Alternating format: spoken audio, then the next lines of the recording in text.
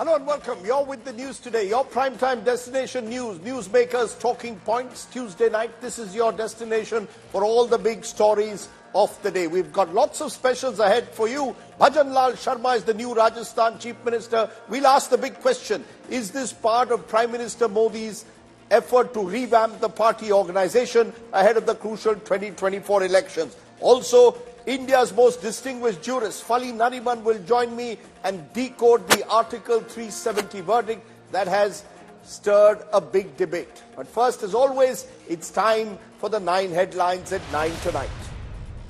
Vasundhara Raje makes way for Bhajan Lal Sharma. He is the BJP's new pick as Chief Minister of Rajasthan after Madhya Pradesh and Chhattisgarh. BJP goes in for another new face. Diya, Kumari, Prem, Bhairwa named Deputy Chief Ministers. Prime Minister Modi hails the Supreme Court verdict upholding abrogation of Article 370, invokes the spirit of Ek Bharat. Congress MP Dheeraj Sahu sees cash haul amounts to over 351 crore rupees. Prime Minister Modi taunts again, calls Congress the orchestrator of a money heist. Congress rebuts, rakes up the Adani issue. Centre reintroduces revised criminal reform bills in the Lok Sabha. New bills widen the scope of terror activities, harming economic stability of India, now a terror act. Upper House passes the contentious CEC appointment bill with a voice vote. Opposition walks out, says bill will allow the centre to influence the office of the Election Commissioner. Caste census divides the Congress in Karnataka. Mallikarjun Kharge equates DK Shiv Kumar's stand to that of the BJP. DK denies any opposition to a caste census. Another setback for Trinamool Congress's Mahua Moitra. She gets a notice to vacate her official bungalow after her expulsion as Lok Sabha MP earlier this week. Kerala Governor Arif Mohammed Khan allegedly attacked by CPM student wing. 7 SFI workers arrested. Congress MP Shashi Tharoor condemns, calls Kerala police agents of lawlessness. And CBSE releases date sheet for board exams. Class 12 board exams will be conducted from February 15 to April 2nd, 2024. Class 10 board exams will be held from February 15 to March 13.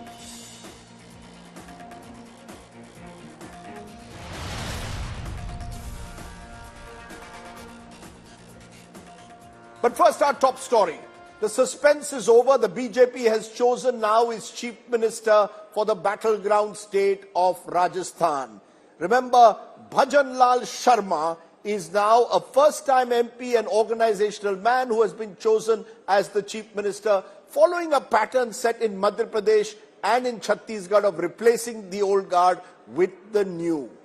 He has 2 Deputy Chief Ministers as well, Diya Kumari and Prem Bairwa. So 2 Deputy Chief Ministers and a new Chief Minister. If the Shivraj Singh Chauhan era is over in Madhya Pradesh, it appears that the Vasundhara Raje era is over in Rajasthan. How does this all lead up to 2024? Is this Prime Minister Modi's grand revamp? That will be our talking point. But first, take a look at our top story tonight. It's a dream debut for Bhajan Lal Sharma. The first-time MLA from Sanganer constituency will be the new Rajasthan Chief Minister. The decision was announced at a meeting of BJP MLAs supervised by party's central observers led by Rajnath Singh and in the presence of former CM Vasundhara Raje Scindia. Sharma, who originally hails from Bharatpur, was fielded from the BJP bastion of Sanganer by dropping a sitting MLA. The 56-year-old Brahmin leader has served as the party's state unit general secretary in the past. हमारे देश के यशस्वी प्रधानमंत्री सम्मानीय नरेंद्र मोदी जी को धन्यवाद देना चाहता हूं। मैं हमारी पार्टी के राष्ट्रीय अध्यक्ष सम्मानीय जेपी नड्डा जी को धन्यवाद देना चाहता हूं। सम्मानीय हमारे गृह मंत्री अमित शाह जी को धन्यवाद देना चाहता हूं। नरेंद्र मोदी जी के नेतृत्व में हम राजस्थान का पूरी तरह से सर्वांगीण विकास किसी भी क्षेत्र में हो निश्चित रूप से हम पूरा करेंगे। Jaipur royal family member Diya Kumari and MLA from Dudu seat, Prem Bairwa, will be deputy CMs. सबका धन्यवाद दूंगी कि आपने मुझे ये जिम्मेदारी सौंपी है और बिल्कुल पूरा प्रयास रहेगा कि मैं अपनी तरफ से सब कुछ करूंगी, काम करेंगे, अभी भी किया ही है। और बहुत मुझे लगता है कि भारतीय जनता पार्टी पे जो जिस तरह से जनता ने विश्वास जताया है और माननीय प्रधानमंत्री जी के अब दिशा निर्देश में, उनके मार्गदर्शन में हम लोग भी काम करेंगे। भारतीय जनता पार्टी में कार्यकर्ताओं को सम्मान जो मिलता है, मेरे जैसा आदमी अध्यापक का लड़का विधायक बन सकता है, दूसरी बारी भारतीय जनता पार्टी में संभव है। ये भारतीय जनता पार्टी में हो सकता है कि भजन लाल जी जैसा संगठन का एक छोटा सा कार्यकर्ता आज मुख्यमंत्री।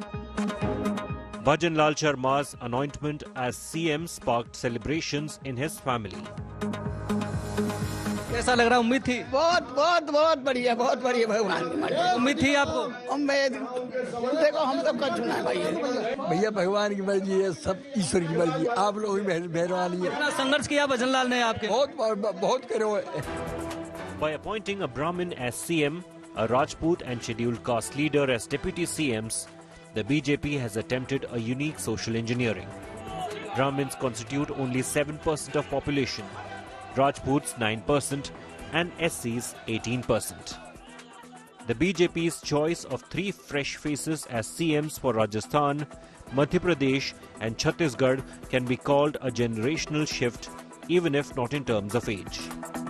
The change of guard marks the exit of heavyweights Vasundhara Raje, Shivraj Singh Chauhan and Raman Singh, all of whom were given reins during the Vajpayee-Advani era.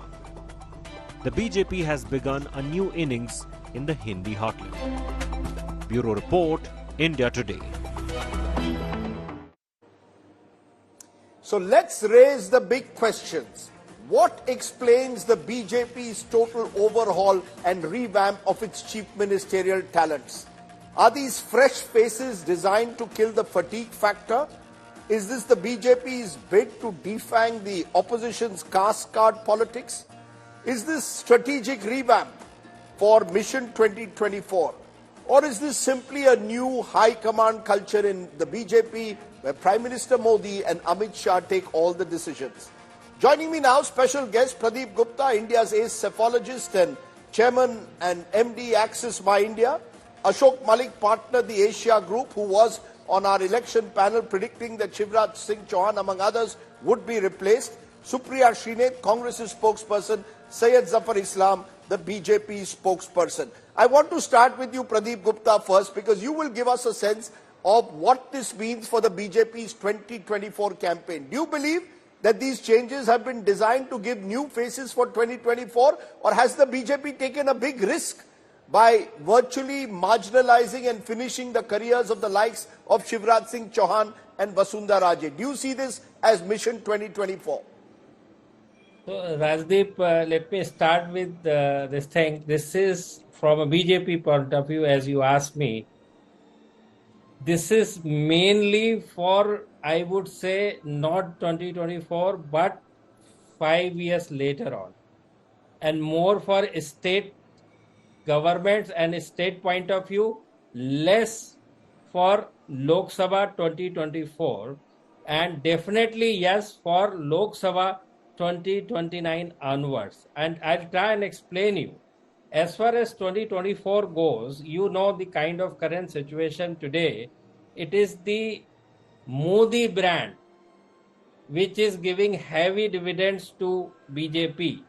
So it doesn't matter whether A, B, C, or D is there as a chief minister of A, B, C, D, E, F, G states at this point of time, which is very important. This is the same era or the situation when Congress used to be there in 60s and full 80s before 1989. They used to say, भाई कांग्रेस का ticket मिल जाए बस बात खत्म हो, उसमें किसी की कुछ जरूरत नहीं है, कांग्रेस का टिकट मिल गया बात खत्म. आज की डेट में बात करें, सेम सिचुएशन नरेंद्र मोदी जो 19 में हमने देखा कि it is the PM who made the MP, not MP who made the PM, which was the case even today. So I would say this is the future ready efforts or the preparation. आप उसको भी देखिए कि 2000 में कांग्रेस का क्या हुआ when Gandhi era is gone after 1989. There were only two Chhatraps. One was the Tarun Gogoi, जिन्होंने 3 consecutive election on its own, खुद की पर्सनालिटी के ऊपर जिताए, एंड वाईएसआर आंध्र प्रदेश, जो कि 2004 और 2009 में जो लोकसभा में यूपीए की गवर्नमेंट बनी, उसमें सबसे बड़ा शेयर जो था वो आंध्र प्रदेश का था, 42 सीट्स में से, एक बार 30 और एक बार 35 सीट्स के साथ. तो बोलने का मतलब ये है कि this is the preparation for 2029 onwards for Lok Sabha as well as for the state preparation. Okay. As far as the caste arithmetic... So you're making an important point. You're saying 2020... Yeah, please go on. Yeah, complete. As far as the caste arithmetic goes in these 3 states, BJP has chosen whoever has the maximum representation in that particular state, starting with Chhattisgarh, which is 34% the Adivasi population, so as the Adivasi chief minister. Coming to Madhya Pradesh, where the OBC population is dominating, including the sub-caste of other backward castes like Lodhis, like Kurmis, like Yadavs, like other OBC, so all put together 40 plus. So they have chosen OBC chief minister over there. Now coming to the Rajasthan. Rajasthan is a typical state where though all put together OBCs is 35%, but here you have to minus the Jats and the Gujars, which is 14%. The moment you reduce 14% from this 35%, you end up with 21%, and the other side with Brahmins, Rajput, Upper Caste, Baniyas, Sikhs, all put together exceeding 23%. So that is the reason why they have chosen here the upper caste, the Brahmin chief minister, and this is definitely the era of... I get your point. So you're saying... Right. So you're saying that they have looked at the caste dynamics and, of course, the Modi factor where the PM chooses the CM doesn't necessarily enhance the PM stature. But Ashok Malik, you know, you were among the few who said that even Shivraj Singh Chauhan could be replaced if the BJP won a big majority. You've got a situation which rarely has happened, that you win a big majority in an election and the chief minister gets replaced. Now, is that a suggestion that the BJP has decided to just move on from the older generation and bring in the new? That this is this constant churn the BJP wants to bring within the party? Rajdeep, 3 points to make. One, to call this a generational change would be a little unfair. If you look at Shivraj Singh's age, he is 64 years old. Mohan Yadav, who has replaced him, is 58 years old. They're not really of different generations. They are roughly the same generation. And after a distinguished 18-year stint as Chief Minister, Shivraj Singh certainly has at least 10 more years in politics ahead of him. I'm pretty sure he'll be back in the party or in maybe the union government in some form. He's not over. He's far from over. Now, I think the first point you made in your introduction about the fatigue factor is a very important point. After 18 years or after multiple terms in office, a fatigue factor does develop. It can develop with the most popular and the most accomplished chief ministers or leaders. It's a reality, which is why parties often reshuffle their list of candidates. Mr. Modi has done that in Gujarat when he was chief minister. The BJP did it even this year going into the 3 state elections. These 3 state elections in the end were easy and facile victories, but actually they were quite challenging. Madhya Pradesh was challenging, Rajasthan was challenging. The BJP had to overcome those challenges by changing a lot of candidates, by giving new faces. And a new chief minister is the logical culmination of that process. That doesn't mean the old chief ministers suddenly become bad or unpopular. They've had their run. You need people to vote for new faces to see a new narrative. What Pradeep Gupta says about the caste sensitivities being kept in mind is also important. If you look at both Bihar and Uttar Pradesh, 2 of the largest states in northern India, the BJP has won sections of Yadav support in national elections, but has not won Yadav support in state elections, where its coalition has been a non-Yadav OBC-centric coalition. But it does want to send a signal to the Yadavs in the lead up to 2024, not just 29, as Pradeep Gupta says, even 24. So what does it do? It chooses a Yadav chief minister in Madhya Pradesh, because it cannot lead with a Yadav chief ministerial candidate in Uttar Pradesh or Bihar. I think this is intelligent politics. It's trying to give the impression of being inclusive across caste groups. To give you an example of a party that failed to do this reshuffle, I'll just finish, and ended up losing. Let's look at the BRS in Telangana. KCR was a popular chief minister. He could well have won a third term, but he refused to change candidates, and he suffered. The BJP has not made that mistake. It's conscious of the fatigue factor. You know, you say it's smart politics. No, I take your point. You say it's smart politics. Some Syed Zafar Islam would say it's ruthless politics. That in the BJP, it's all about what Mr. Modi and Shah want. Even the MLAs don't matter. Decisions are taken in Delhi. Chief ministers are thrust. Relative non-entities in some case, according to some observers, are thrust on the party unit because the faith is in brand Modi. The CM no longer matters. This is a redux almost of Indira Gandhi's high command culture. How will you respond? Well, your assessment of the situation is absolutely off track, Rajdeep, because what you described just now is far away from reality. Having said that, let me just explain to you about the process and approach of the Bharatiya Janata Party in terms of how we have chosen the chief minister of all these states. This generational shift is nothing new for the party. We have seen in the past, we will continue to see in the future as well. We have always given chance to new faces, youthful leaders, and we have given respect to senior leaders and used their contributions for the organization, for expanding the organization, and of course, in winning the election as well. So it is nothing new, but being given chance to all the leaders which deserve to be given chance in the party. Now, in terms of selection for the chief ministerial position, unlike many other parties where the high command culture you are talking about, in Bharatiya Janata Party, it's a complete process driven. So all the MLAs who have been elected, we have not named any chief ministerial candidate. We went to the election without having named anyone that he or she is the potential chief minister candidate. But we have given the opportunity to all the elected legislative assembly members that you choose your candidate for the chief minister. And of course, party leadership definitely. No, are you telling me seriously? No, Syed Zafar Islam, are you telling me seriously that Bhajan Lal Sharma, first time MLA, was the choice of the MLAs of Rajasthan? Are you telling me that Mr. Yadav was the first choice of your MLAs in Madhya Pradesh? Well, Rajdeep, I don't know how much you know about Mr. Bhajan Lal Sharma. He has been organizational secretary. The one who works as an organizational secretary does know every single elected MLAs of the state.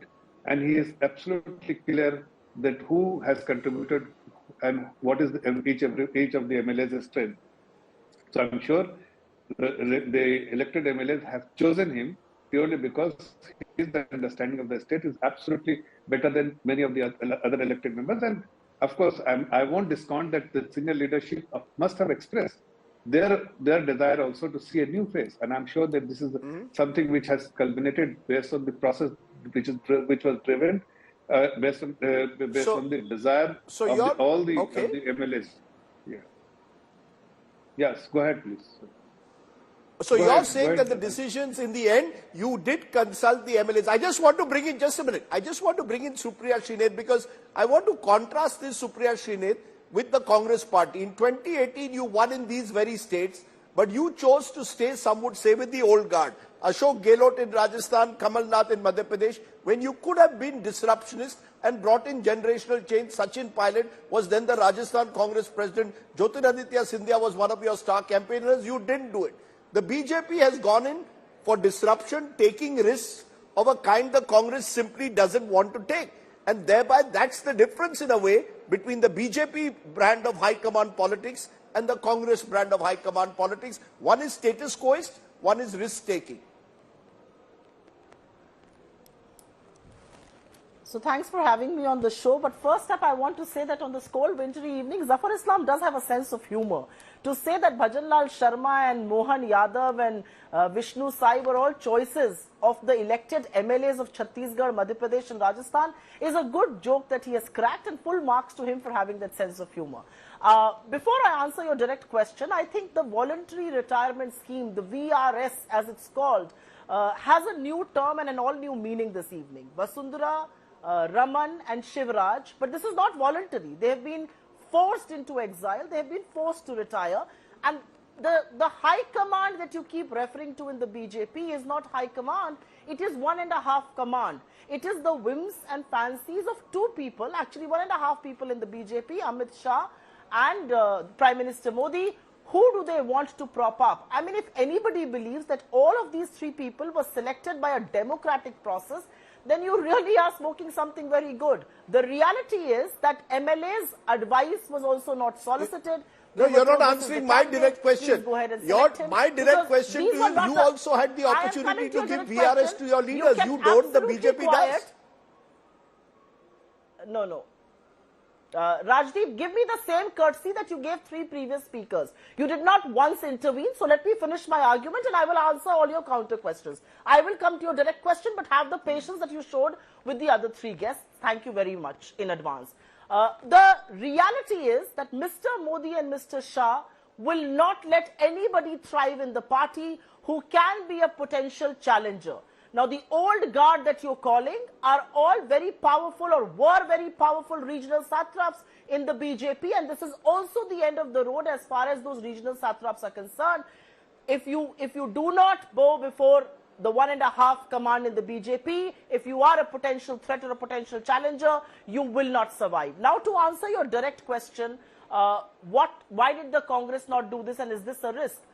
I don't think this is a risk at all. I think it's a very calculated move that Mr. Modi has made. And I will go back to the argument that I was making. He doesn't like challengers. He doesn't like people who have a standing of their own. Are you telling me in Madhya Pradesh, Mohan Yadav was more popular all through the election than Shivraj Singh Chauhan was? I don't think so. Are you telling me that, Bhajan Lal Sharma was more popular than Vasundhara Raje was? Did the popular vote come for these three candidates? Absolutely not. So to answer your direct question, this isn't a risk. This is a very calculated move made by the duo to ensure there are no challengers going into 24 or anything after that. I also want to make one important point. Unlike the Congress, the BJP has no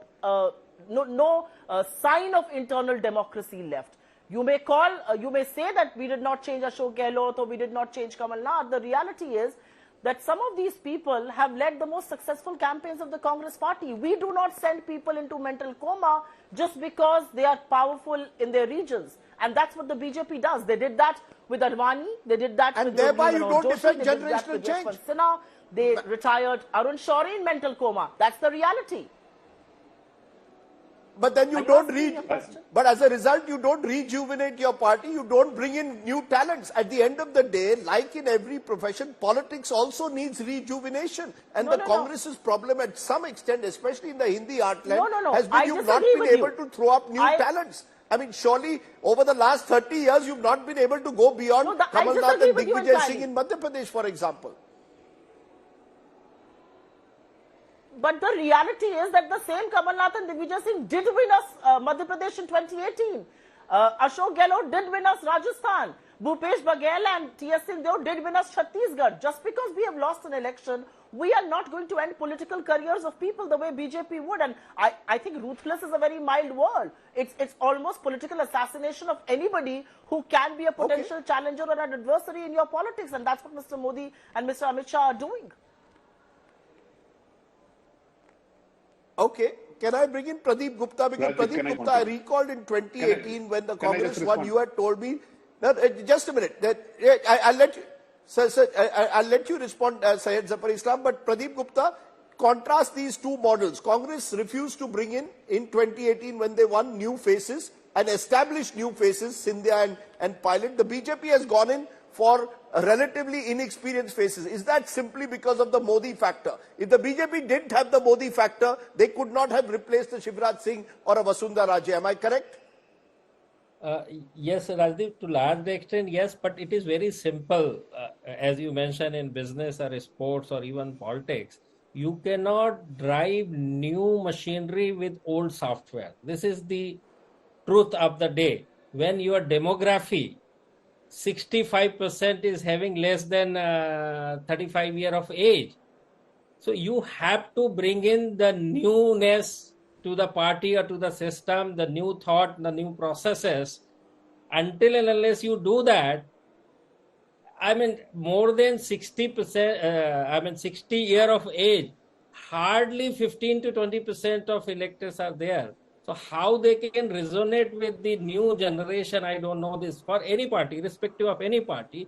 And for that matter, that is the precisely reason why I'm saying, giving the example of Tarun Gogoi and YSR. Why? Because once the Gandhi era ended and the new era started, these are the two new Satrap. They won Congress election on their own. This is very important and consecutively. When you repeat the government, it's purely on your own performance and quality. No, I take your point, but Ashok Malik, is the BJP taking a huge risk here? Somewhere the fact is that, organizationally, is the messaging that the chief minister makes no difference. Whoever we choose will be the chief minister. End of the day, all our eggs are in the Modi basket. Is that one of the messages, and could that message, like with Indira Gandhi and the Congress, eventually self-destruct somewhere the BJP? I think that's a bit unfair. I mean, there are three new chief ministers. Maybe all three will be successful. Maybe all three will be unsuccessful. Let's give them a chance. In 2005, I recall when Shivraj Singh Chauhan, who's now being extolled as by everybody on this show, was made chief minister. A lot of people on shows such as this one said, after someone like Uma Bharti, who's a very tall leader, who is this Shivraj Chauhan? He's a newcomer, he's so young. Yet he proved to be successful. So let's give people an opportunity. You see, chief ministers or state governments are formed or chosen due to a multiplicity of factors. The wishes of the MLAs are very important, but they have often not been the only criteria. This is true for the BJP, this is true for the Congress. In the early 1980s, the Congress made Arjun Singh, Gundu Rao, VP Singh chief ministers. They were newcomers. Arjun Singh was a newcomer. Gundu Rao was the first time, was a very early in his political career. These choices served the Congress well in those states for 10 years. So other parties have also taken such risk. Let's take another example. When YSR passed away, YSR was mentioned by Pradeep Gupta a few minutes ago, when he tragically passed away in 2009 in an air crash. His MLAs loyal to him in Andhra Pradesh wanted his son as chief minister. The Congress central leadership felt differently. So the MLAs' wishes were disregarded. And the central leadership had a legitimate reason to do so. So these decisions are multifactorial, whether in the BJP or the Congress. Yeah.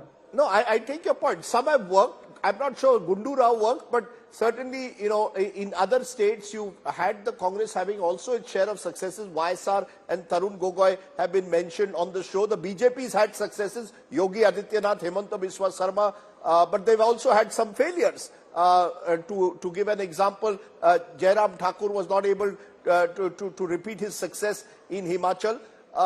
Therefore, Syed Zafar Islam, do you want to counter what Supriya Srinath started this off by saying? Yeah, okay. Okay. So there have been successes, there have been failures.